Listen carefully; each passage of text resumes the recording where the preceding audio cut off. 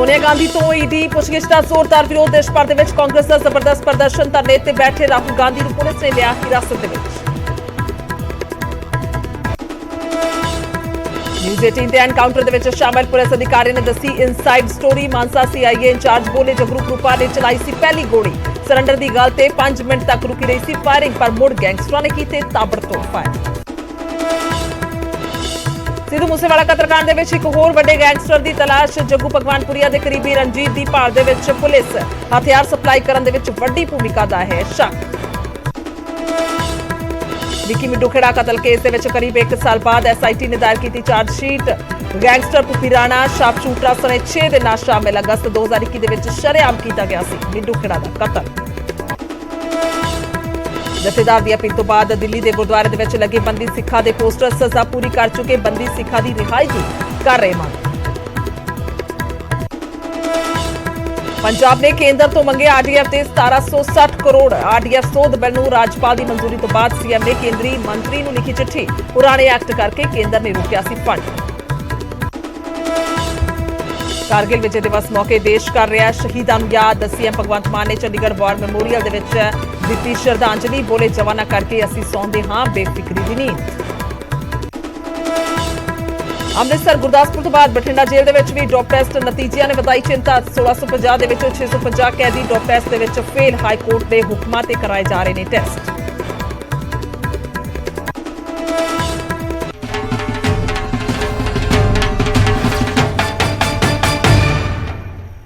ਸਤਿ ਸ਼੍ਰੀ ਅਕਾਲ। ਸਮੇਂ ਦੇ ਬੁਲੇਟਿਨ 'ਚ ਸਵਾਗਤ ਹੈ। ਮੈਂ ਤੁਹਾਡੇ ਨਾਲ ਗੁਰਜੋਤ ਸੰਧੂ। ਖਬਰਾਂ ਦੀ ਸ਼ੁਰੂਆਤ ਸਭ ਤੋਂ ਪਹਿਲਾਂ ਪੋਸਟਰਾਂ ਤੋਂ ਕਰਦੇ ਹਾਂ। ਬੰਦੀ ਸਿੱਖਾਂ ਦੇ ਪੋਸਟਰ ਲੱਗ ਰਹੇ ਨੇ ਦਿੱਲੀ ਦੇ ਗੁਰਦੁਆਰੇ ਦੇ ਵਿੱਚ। ਹੁਣ ਲੱਗੇ ਨੇ ਬੰਦੀ ਸਿੱਖਾਂ ਦੇ ਪੋਸਟਰ। ਬੰਦੀ ਸਿੱਖਾਂ ਦੀ ਰਿਹਾਈ ਦੀ ਮੰਗ ਨੂੰ ਲੈ ਕੇ ਪੋਸਟਰ ਲਾਏ ਗਏ ਨੇ। ਜਥੇਦਾਰ ਅਤੇ ਐਸਜੀਪੀਸੀ ਦੀ ਅਪੀਲ ਤੋਂ ਬਾਅਦ ਇਹ ਪੋਸਟਰ ਲੱਗਦੇ ਹੋਏ ਨਜ਼ਰ ਆਏ ਨੇ। ਦਿੱਲੀ ਦੀ ਗੀਤਾ ਕਲੋਨੀ ਦੇ ਵਿੱਚ ਇਹ ਪੋਸਟਰ ਲਗਾਏ ਗਏ ਨੇ। ਗੁਰਦੁਆਰੇ ਸਾਹਿਬਾਨਾਂ ਦੇ ਵਿੱਚ ਪੋਸਟਰ ਲੱਗ ਰਹੇ ਨੇ। ਦੱਸਦੇ ਕਿ ਅਪੀਲ ਕੀਤੀ ਗਈ ਜਥੇਦਾਰ ਦੇ ਵੱਲੋਂ ਆਖਿਆ ਗਿਆ। ਉਸ ਤੋਂ ਬਾਅਦ ਐਸਜੀਪੀਸੀ ਦੇ ਵੱਲੋਂ ਇਹ ਕਹਿ ਦਿੱਤਾ ਗਿਆ, कह लीए कि अपील की गई, हुक्म दिते गए, जिस तो बाद हुणे पोस्टर लगते हुए नजर आ रहे हैं। बंदी सिंघां दी रिहाई नूं लैके लगातार मंग चुकी जा रही है। खास तौर पर जेकर असीं श्रोमणी अकाली दल दा जिक्र करते हैं तो उहनां दे वल्लों पार्लीमेंट दे विच जाके भी बंदी सिंघां दी रिहाई दी मंग चुकी गई सी। तां हुणे पोस्टर तस्वीरां सामने आ गईयां ने दिल्ली तो ये तस्वीरां ने जिस दे विच सिख कौम मंगदी है बंदी सिंघां दी रिहाई। इस तरह के नाले हिंदी दे विच, क्योंकि ज़्यादातर उत्थे हिंदी पढ़न वाले लोग ने, तां ओह पोस्टर जिहड़े ने हिंदी भाषा दे विच छिपवाए गए ने। पर मंग यही की जा रही है कि बंदी सिंह ने जिहड़े बंदी सिंघां दी रिहाई जिहड़ी है की जावे। और पोस्टर दे विच साफ तौर पर तस्वीरां भी वेखिया जा सकदियां ने। बलवंत सिंह राजोआणा, प्रोफैसर दविंदरपाल भुल्लर तो इलावा बाकी होर बंदी सिंह ने जिन्हां दी तस्वीर इस पोस्टर ते नज़र आ रही है।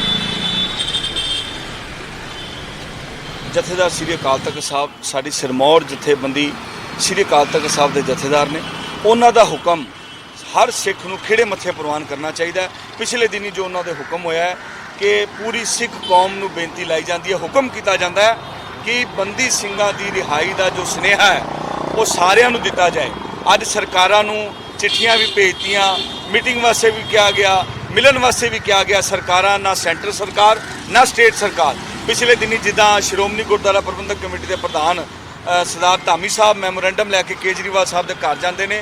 इन्ने वड्डा मीह, इन्नी बहुत मीह जिहड़ा बहुत तेज़ आ रहा सी, जिस दे विच पूरा डेलीगेशन पहुँचता है और केजरीवाल साहब जिहड़े ने बाहर मिलन तक नहीं आते, मैमोरेंडम लैन तो इनकार किया जाता है।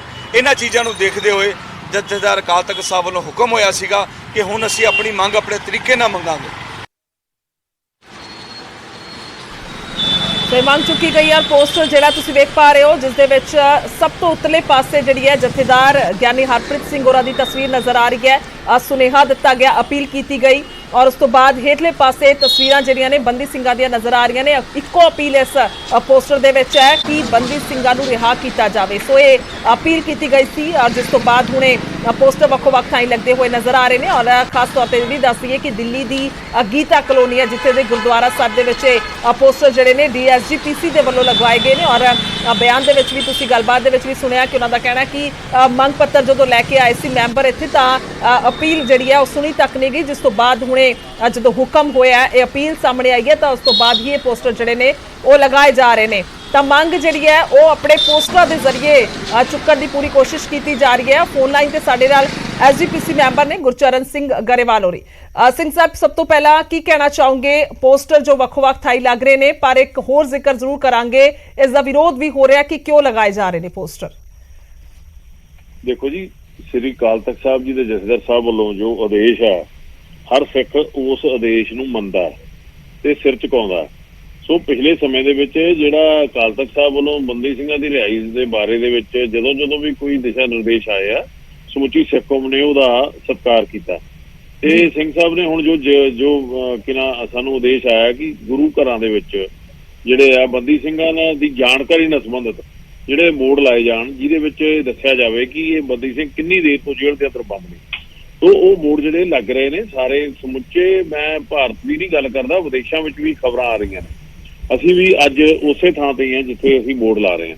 ਸੋ ਇਹ ਗੱਲ ਦਾ ਆਦੇਸ਼ ਜਿਹੜਾ ਸਿੰਘ ਸਾਹਿਬ ਦਾ ਆਇਆ, ਇਹਦੇ ਵਿੱਚ ਦੋ ਗੱਲਾਂ ਨੇ ਜੀ। ਜਿਹੜੀ ਸਭ ਤੋਂ ਵੱਡੀ ਗੱਲ ਇਹ ਹੈ ਕਿ ਹਿੰਦੁਸਤਾਨ ਦੀ ਸਰਕਾਰ ਵੱਲੋਂ ਤੇ ਜਿਹੜੀ ਦਿੱਲੀ ਦੀ ਸਰਕਾਰ ਵੱਲੋਂ ਜੋ ਇਹ ਕਾਰਜ ਕੀਤੇ ਜਾ ਰਹੇ ਆ, ਉਹ ਸਿੱਧੇ ਤੌਰ ਤੇ ਇਹ ਗੱਲ ਦਿਖਾਈ ਦਿੰਦੀ ਹੈ ਕਿ ਇਹ ਮਨੁੱਖੀ ਅਧਿਕਾਰਾਂ ਦਾ ਘਾਣ ਕੀਤਾ ਜਾ ਰਿਹਾ। ਜਦੋਂ ਕਿ ਦੇਸ਼ ਦੀ ਕਾਨੂੰਨ ਨੇ ਉਹਨਾਂ ਨੂੰ ਸਜ਼ਾ ਦਿੱਤੀ, ਦੇਸ਼ ਦੇ ਨਿਆਂਪਾਲਕਾਂ ਨੇ ਸਜ਼ਾ ਦਿੱਤੀ, ਪਰ ਉਹਦੇ ਬਾਵਜੂਦ ਵੀ ਉਹ ਅੱਜ ਜੇਲ੍ਹਾਂ 'ਚ ਬੰਦ ਨੇ, ਉਹਨਾਂ ਨੂੰ ਪੈਰੋਲ ਨਹੀਂ ਮਿਲਦੀ, ਉਹਨਾਂ ਨੂੰ ਕਿਸੇ ਵੀ ਤਰ੍ਹਾਂ ਦੇ ਕੋਈ ਉਹ ਸਹੂਲਤਾਂ ਜਿਹੜੀਆਂ ਕੈਦੀ ਨੂੰ ਮਿਲਦੀਆਂ ਉਹ ਨਹੀਂ ਦਿੱਤੀਆਂ ਜਾ ਰਹੀਆਂ। ਉਹਦੇ ਖਿਲਾਫ ਆਵਾਜ਼ ਬੁਲੰਦ ਕਰਨੀ ਕੋਈ ਮਾੜੀ ਗੱਲ ਨਹੀਂ ਜੀ। ਜਿਹੜੇ ਵਿਰੋਧ ਕਰਨ ਵਾਲੇ ਲੋਕ ਨੇ ਉਹ ਤਾਂ ਸਿੱਖੀ ਦੇ ਖਿਲਾਫ ਨੇ, ਜਿਹੜੇ ਭਾਵੇਂ ਕਿ ਸਿੱਖੀ ਚਿਹਰੇ ਮੋਹਰੇ ਦੇ ਵਿੱਚ ਵੀ ਕਿਉਂ ਨਾ ਹੋਣ, ਜਿਨ੍ਹਾਂ ਦੇ ਨਾਮ ਨਾਲ ਸਿੰਘ ਵੀ ਕਿਉਂ ਨਾ ਲੱਗਿਆ ਹੋਵੇ। ਗਰੇਵਾਲ ਸਾਹਿਬ, ਮੈਂ ਉਸੇ ਤੇ ਆ ਰਹੀ ਸੀ, ਇੱਕ ਜ਼ਿਕਰ ਜ਼ਰੂਰ ਕਰਾਂਗੇ ਕਿਉਂਕਿ ਬਹੁਤ ਵੱਖੋ ਵੱਖਰੇ ਸ਼ਬਦਾਂ ਦਾ ਇਸਤੇਮਾਲ ਕੀਤਾ ਜਾ ਰਿਹਾ, ਬਹੁਤ ਹਾਰਡ ਸਖਤ ਸ਼ਬਦ ਵਰਤੇ ਜਾ ਰਹੇ ਨੇ। ਉਹ ਸ਼ਾਇਦ ਤੁਸੀਂ ਉਹ ਬਿਆਨ ਵੀ ਸੁਣੇ ਹੋਣਗੇ। ਉਹਨਾਂ ਦੇ ਤਰਕਾਂ ਨੂੰ ਤੁਸੀਂ ਕਿਸ ਤਰ੍ਹਾਂ ਦੇ ਨਾਲ ਵੇਖ ਪਾ ਰਹੇ ਹੋ? ਕਿਉਂਕਿ ਉਹਨਾਂ ਦਾ ਕਹਿਣਾ ਕਿ ਇਹ ਸਰਾਸਰ ਗਲਤ ਤਰੀਕਾ ਹੈ ਔਰ ਇਹ ਮੰਗ ਉੱਠਣੀ ਹੀ ਨਹੀਂ ਚਾਹੀਦੀ, ਪੋਸਟਰ ਤਾਂ ਬਹੁਤ ਦੂਰ ਦੀ ਗੱਲ ਹੈ। ਬਿਲਕੁਲ ਗਲਤ ਗੱਲ ਹੈ ਜੀ। ਜੇ ਤੁਸੀਂ ਮਨੁੱਖੀ ਕਦਰਾਂ ਕੀਮਤਾਂ ਨੂੰ ਨਹੀਂ ਸਮਝਦੇ, ਜੇ ਤੁਸੀਂ ਇਸ ਹਿੰਦੁਸਤਾਨ ਦੇ ਵਿੱਚ ਇੱਕ ਨਾਗਰਿਕ ਦੇ ਸਹੀ ਜਿਹੜੇ ਉਹਦੇ ਹੱਕ ਨੇ, ਜੇ ਉਹਨਾਂ ਨੂੰ ਨਹੀਂ ਜਾਣਦੇ ਤੇ ਸਿਰਫ ਆਪਣੀ ਲੀਡਰੀ ਚਮਕਾਉਣ ਦੀ ਗੱਲ ਕਰਦੇ ਨੇ। ਇਹਨਾਂ ਲੋਕਾਂ ਨੇ ਇਸ ਹਿੰਦੁਸਤਾਨ ਦੇ ਹਾਲਾਤ ਮਾੜੇ ਪਹਿਲਾਂ ਵੀ ਕੀਤੇ, ਪੰਜਾਬ ਦੇ ਹਾਲਾਤ ਮਾੜੇ ਕੀਤੇ। ਪੰਜਾਬ ਦੇ ਵਿੱਚ ਜਿਹੜਾ ਕਤਲੇਆਮ ਬੇਅੰਤ ਸਿੰਘ ਦੀ ਸਰਕਾਰ ਵੇਲੇ ਹੋਇਆ, ਉਸ ਕਤਲੇਆਮ ਦੇ ਨਾਲ ਸ਼ਰਮਸ਼ਾਰ ਹੋਇਆ, ਇਹ ਹਿੰਦੁਸਤਾਨ ਵੀ ਸ਼ਰਮਸ਼ਾਰ ਹੋਇਆ ਤੇ ਪੰਜਾਬ ਵੀ ਹੋਇਆ। ਤੇ ਇਹ ਲੋਕਾਂ ਨੇ ਪਹਿਲਾਂ ਵੀ ਇਹੋ ਜਿਹੀਆਂ ਗੱਲਾਂ ਕੀਤੀਆਂ, ਹੁਣ ਵੀ ਇਹੋ ਜਿਹਾ ਮਾਹੌਲ ਪੈਦਾ ਕਰਨਾ ਚਾਹੁੰਦੇ ਆ। ਜਿਹੜੇ ਲੋਕਾਂ ਨੇ ਹਿੰਦੁਸਤਾਨ ਦੀ ਨਿਆਂਪਾਲਿਕਾ ਵੱਲੋਂ ਜਿਹੜਾ ਕਾਨੂੰਨ ਸੀ, ਉਹਦੇ ਕਾਨੂੰਨ ਦਾ ਆਪਣੀ ਸਜ਼ਾ ਭੁਗਤ ਲਈ ਆ, ਕਿਉਂ ਨਹੀਂ ਉਹਨੂੰ ਰਿਹਾ ਕਰ ਸਕਦੇ? ਜੇ ਉਹ ਰਾਜੀਵ ਗਾਂਧੀ ਦਾ ਕਾਤਲ ਜਿਹੜਾ ਵਾ ਉਹ ਰਿਹਾ ਹੋ ਸਕਦਾ ਤੇ ਸਿੱਧਾ ਜਿਹੜਾ ਆਪਣੀ ਸਟੇਟ ਦੇ ਮੁੱਖ ਮੰਤਰੀ ਦੇ ਘਰੇ ਜਾ ਕੇ ਚਾਹ ਪੀ ਸਕਦਾ, ਉਸ ਗੱਲ ਤੋਂ ਇਹਨਾਂ ਨੂੰ ਸਬਕ ਲੈਣਾ ਚਾਹੀਦਾ। ਜੇ ਅਸੀਂ ਸ਼ਾਂਤੀ ਬਣਾਉਣੀ ਆ ਤੇ ਜਿਹੜੇ ਕਾਨੂੰਨ ਨੇ ਕੋਈ ਸਜ਼ਾ ਦਿੱਤੀ ਆ, ਉਸ ਸਜ਼ਾ ਨੂੰ ਭੁਗਤਣ ਤੋਂ ਬਾਅਦ ਉਹਦੀ ਤੁਰੰਤ ਰਿਹਾਈ ਹੋਣੀ ਚਾਹੀਦੀ ਹੈ। ਠੀਕ ਹੈ ਗਰੇਵਾਲ ਸਾਹਿਬ, ਸ਼ੁਕਰੀਆ ਤਮਾਮ ਗੱਲਬਾਤ ਦੇ ਲਈ, ਧੰਨਵਾਦ ਹੈ। ਤਾਂ ਮੰਗ ਜਿਹੜੀ ਹੈ ਉੱਠਦੀ ਹੋਈ ਨਜ਼ਰ ਆ ਰਹੀ ਹੈ ਔਰ ਪੋਸਟਰਾਂ ਦੇ ਜ਼ਰੀਏ ਇਹ ਮੰਗ ਚੁੱਕੀ ਜਾ ਰਹੀ ਹੈ, ਪਰ ਉੱਥੇ ਹੀ ਦੂਸਰੇ ਪਾਸੇ ਵਿਰੋਧ ਹੋ ਰਿਹਾ ਔਰ ਉਸ ਵਿਰੋਧ ਨੂੰ ਲੈ ਕੇ ਵੀ ਬਿਆਨ ਜਿਹੜਾ ਐਸਜੀਪੀਸੀ ਮੈਂਬਰ ਦਿੰਦੇ ਹੋਏ, ਗੱਲਬਾਤ ਕਰਦੇ ਹੋਏ ਸਾਡੇ ਨਾਲ ਨਜ਼ਰ ਆਏ ਨੇ। ਉਹਨਾਂ ਦਾ ਕਹਿਣਾ ਕਿ ਇਹ ਸਰਾਸਰ ਗਲਤ ਹੈ ਔਰ ਜੋ ਮਨੁੱਖੀ ਘਾਣ ਹੋਇਆ ਤਾਂ ਉਸਦਾ ਸਿੱਧੇ ਤੌਰ ਤੇ ਸਭ ਦੇ ਮੂਹਰੇ ਹੈ। ਜੋ ਵੀ ਨਤੀਜੇ ਸਾਹਮਣੇ ਆਏ ਸੀ ਤਾਂ ਹੁਣ ਸਜ਼ਾਵਾਂ ਪੂਰੀਆਂ ਹੋ ਚੁੱਕੀਆਂ ਨੇ, ਤਾਂ ਕਿਉਂ ਨਾ ਇਹਨਾਂ ਨੂੰ ਰਿਹਾ ਕੀਤਾ ਜਾਵੇ। ਉਹ ਆਪਣੇ ਵੱਖਰੇ ਤੌਰ ਤੇ ਤਰਕ ਦਿੰਦੇ ਹੋਏ ਨਜ਼ਰ ਆ ਰਹੇ ਨੇ ਔਰ ਇਹ ਵੀ ਇੱਕ ਜਾਣਕਾਰੀ ਉਹਨਾਂ ਨੇ ਸਾਡੇ ਤੱਕ ਪਹੁੰਚਾਈ ਹੈ। ਦੱਸਿਆ ਕਿ ਵਿਦੇਸ਼ਾਂ ਦੇ ਵਿੱਚ ਵੀ ਜਿਹੜੇ ਪੋਸਟਰ ਨੇ ਇਹ ਆਉਣ ਵਾਲੇ ਦਿਨਾਂ ਦੇ ਵਿੱਚ ਲੱਗੇ ਹੋਏ ਮਿਲਣਗੇ ਔਰ ਹੁਣ ਦਿੱਲੀ ਦੇ ਵਿੱਚੋਂ ਇਹ ਤਸਵੀਰਾਂ ਸਾਹਮਣੇ ਆਈਆਂ ਨੇ। ਪੰਜਾਬ ਦੇ ਵਿੱਚ ਵੇਖੋ ਵੱਖ ਥਾਈਂ ਅਪੀਲ ਕੀਤੀ ਗਈ ਹੈ ਤਾਂ ਉਸ ਦੇ ਮੁਤਾਬਿਕ ਪੋਸਟਰ ਲੱਗ ਰਹੇ ਨੇ, ਤਾਂ ਦਿੱਲੀ ਦੇ ਵਿੱਚੋਂ ਵੀ ਇਹ ਪੋਸਟਰ ਅੱਜ ਲਗਾਏ ਗਏ ਨੇ। ਤਾਂ ਗੁਰਦੁਆਰਿਆਂ ਦੇ ਵਿੱਚ ਬੰਦੀ ਸਿੰਘਾਂ ਦੇ ਪੋਸਟਰ ਲਗਾਉਣ ਤੇ ਵਿਵਾਦ ਛਿੜਿਆ ਹੈ ਜਾਂ ਕਹਿ ਲਈਏ ਘਮਾਸਾਨ ਛਿੜਦਾ ਹੋਇਆ ਨਜ਼ਰ ਆ ਰਿਹਾ ਹੈ। ਕਾਂਗਰਸ ਐਮਪੀ ਰਵਨੀਤ ਬਿੱਟੂ ਨੇ ਕੜਾ ਵਿਰੋਧ ਜਤਾਇਆ, ਇਸ ਤੇ ਸਖਤ ਇਤਰਾਜ਼ ਕੀਤਾ ਹੈ। ਉਹਨਾਂ ਦਾ ਕਹਿਣਾ ਹੈ ਕਿ ਅੱਤਵਾਦ ਚ ਮਾਰੇ ਗਏ ਲੋਕਾਂ ਦੇ ਪਰਿਵਾਰਾਂ ਨੂੰ ਕੀ ਜਵਾਬ ਦੇਵੋਗੇ। ਪੰਜਾਬ ਦੇ ਵਿੱਚ ਮੁੜ ਅੱਗ ਲਗਾਉਣ ਦੀ ਕੋਸ਼ਿਸ਼ ਹੋ ਰਹੀ ਹੈ। ਸੁਖਬੀਰ ਬਾਦਲ ਦੇ ਪਰਿਵਾਰ ਨੂੰ ਜੇ ਬੰਬ ਨਾਲ ਉਡਾਇਆ ਹੁੰਦਾ ਤਾਂ ਵੀ ਕੀ ਉਹ ਬੰਦੀਆਂ ਨੂੰ ਛੁਡਵਾਉਣ ਦੀ ਮੰਗ ਕਰਦੇ, ਇਸ ਤਰ੍ਹਾਂ ਦੇ ਨਾਲ ਉਹਨਾਂ ਨੇ ਸਵਾਲ ਕੀਤਾ। ਔਰ ਤਾਂ ਐਮਐਸ ਬਿੱਟਾ ਹੋਰਾਂ ਦਾ ਜ਼ਿਕਰ ਕਰਦੇ ਆ ਤਾਂ ਉਹਨਾਂ ਨੇ ਵੀ ਤੰਜ ਕੀਤਾ ਔਰ ਕਿਹਾ ਕਿ ਪੋਸਟਰ ਜ਼ਰੂਰ लगाओ पर उत्ते लिखो मौत दे सौदागर, पोस्टर लगाओ पर उत्ते मौत दे सौदागर लिखा जाए। इस तरह दे नाल उन्होंने ये कहा और ये विरोध जताते हुए नजर आए ने।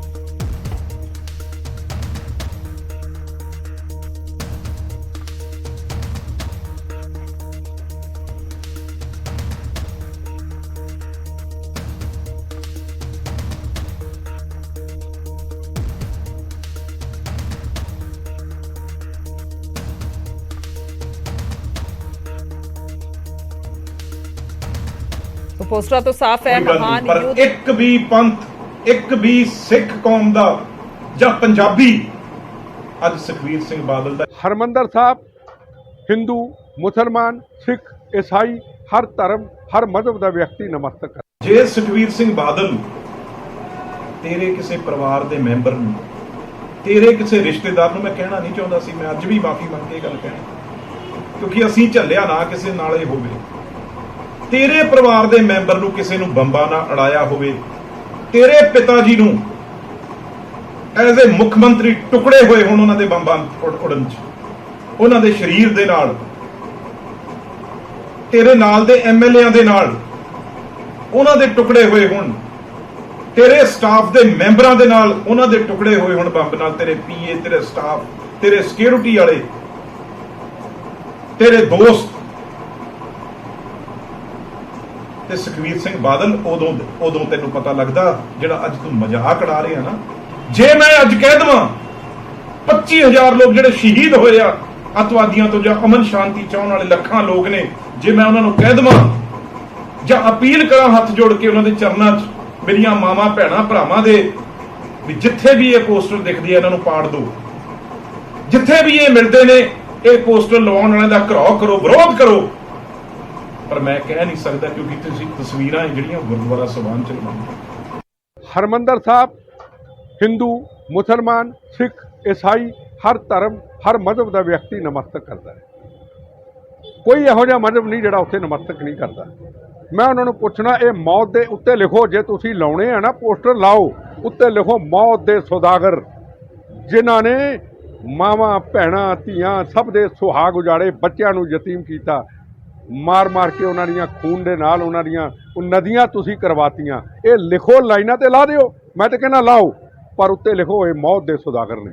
ਅਸੀਂ ਕਹਿੰਦੇ ਆ ਲਾਓ, ਲੋਕਾਂ ਨੂੰ ਪਤਾ ਲੱਗੇ ਮੌਤ ਦੇ ਸੌਦਾਗਰ ਹਰਿਮੰਦਰ ਸਾਹਿਬ ਦੇ ਅੰਦਰ ਵੜਨ ਤੋਂ ਪਹਿਲਾਂ, ਨਮਸਤਕ ਹੋਣ ਤੋਂ ਪਹਿਲਾਂ ਇਹ ਲੋਕ ਦੇਖਣ ਕਿ ਮੌਤ ਦੇ ਸੌਦਾਗਰਾਂ ਲਈ ਸਾਡਾ ਚੜਾਇਆ ਹੋਇਆ ਉੱਥੇ ਪੈਸਾ ਲੰਗਰ ਲਈ, ਮਾਨਵਤਾ ਲਈ, ਐਜੂਕੇਸ਼ਨ ਲਈ, ਸੇਵਾ ਲਈ, ਸਿੱਖ ਧਰਮ ਨੂੰ ਪ੍ਰਫੁੱਲਤ ਕਰਨ ਲਈ ਜਿਹੜਾ ਅਸੀਂ ਪੈਸਾ ਆਪਣੀ ਦਸਾਂ ਨੋਹਾਂ ਦੀਆਂ ਕਮਾਈਆਂ ਨਾਲ ਜਿਹੜਾ ਉੱਥੇ ਦਿੰਦੇ ਆ ਨਮਸਤਕ ਹੋ ਕੇ, ਉਹ ਪੈਸਾ ਮੌਤ ਦੇ ਸੌਦਾਗਰਾਂ ਲਈ ਲਾਇਆ ਜਾਏਗਾ।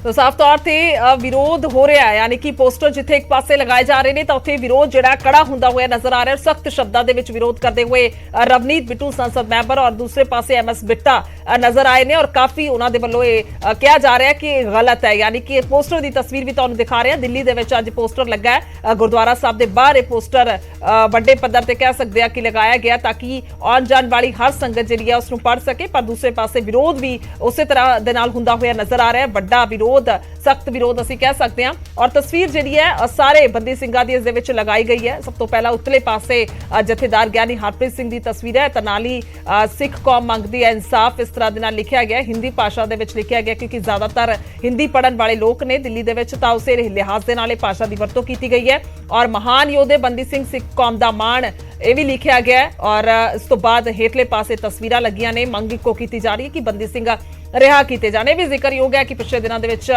ਪਾਰਲੀਮੈਂਟ ਦੇ ਵਿੱਚ ਜਾ ਕੇ ਸੁਖਬੀਰ ਬਾਦਲ ਔਰ ਹਰਸਿਮਰਤ ਬਾਦਲ ਦੇ ਵੱਲੋਂ ਮੰਗ ਚੁੱਕੀ ਗਈ ਸੀ ਕਿ ਬੰਦੀ ਸਿੰਘ ਰਿਹਾ ਕੀਤੇ ਜਾਣ। ਅੱਗੇ ਵਧਦੇ ਹਾਂ ਔਰ ਬਠਿੰਡਾ ਦੇ ਵੱਲ ਰੁਕ ਕਰਾਂਗੇ, ਜਿੱਥੋਂ ਦੇ ਪੋਲੀਟੈਕਨੀਕਲ ਕਾਲਜ ਦੇ ਵਿੱਚ ਪੇਪਰ ਦੇਣ ਆਏ ਸਿੱਖ ਨੌਜਵਾਨ ਦਾ ਕੜਾ ਉਤਰਵਾਉਣ ਦਾ ਕੁਝ ਲੋਕਾਂ ਨੇ ਵਿਰੋਧ ਜਤਾਇਆ। ਨੌਜਵਾਨ ਨੂੰ ਕੜਾ ਉਤਾਰਨ ਦੇ ਲਈ ਕਿਹਾ ਗਿਆ ਸੀ, ਪਰ ਵਿਰੋਧ ਜਤਾਏ ਜਾਣ ਤੋਂ ਬਾਅਦ ਧਾਰਮਿਕ ਚਿੰਨ੍ਹ ਪਾਉਣ ਦੀ ਛੋਟ ਦੇ ਦਿੱਤੀ ਗਈ। ਇਸ ਦੌਰਾਨ ਕੁਝ ਲੋਕਾਂ ਨੇ ਕਾਲਜ ਪ੍ਰਬੰਧਕਾਂ ਦੇ ਖਿਲਾਫ ਮਾਮਲਾ ਦਰਜ ਕਰਨ ਦੀ ਮੰਗ ਕੀਤੀ ਹੈ। ਤਸਵੀਰਾਂ ਵੀ ਸਾਹਮਣੇ ਆਈਆਂ ਨੇ ਮੌਕੇ ਦੀਆਂ, ਕੀ ਕੁਝ ਗੱਲਬਾਤ ਹੋ ਰਹੀ ਹੈ ਸੁਣਦੇ ਹਾਂ। ਜਿਹੜੇ ਕੜਾ ਉਤਰਵਾ ਰਹੇ ਆ ਬੇਟੇ, ਕੜਾ ਦਿਖਾਓ ਜਿਹੜਾ ਤੁਹਾਡਾ ਉਤਰਵਾ ਰਹੇ ਹੈ। ਆਹ ਕੜਾ ਹੈ ਜੀ, ਆਹ ਇਹਦਾ ਕੜਾ ਉਤਰਵਾ ਰਹੇ ਹੈ। ਆਹ ਪ੍ਰੈਸ ਵਾਲਿਆਂ ਦਾ ਫੋਨ ਵੀ ਆ ਰਿਹਾ, ਪ੍ਰੈਸ ਆ ਰਹੀ ਹੈ ਇੱਥੇ।